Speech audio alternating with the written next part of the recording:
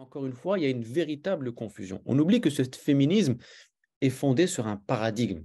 Et de la même façon, ce féminisme qui naît essentiellement au 19e siècle, il ne faut pas oublier que c'est un féminisme qui naît en opposition à l'ordre traditionnel, au 19e, enfin, ça naît au 19e siècle en particulier, donc elle naît en opposition, en réaction à l'ordre traditionnel.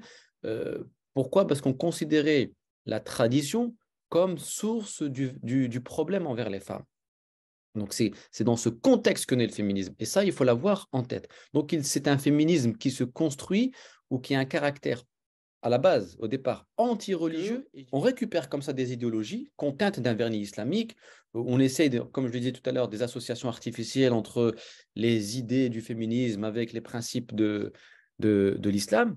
Et donc, voilà. Et donc, ça donne lieu à des confusions et ça peut aller très, très loin parce que les gens ne prennent pas le temps d'interroger, mais en quoi consiste le féminisme?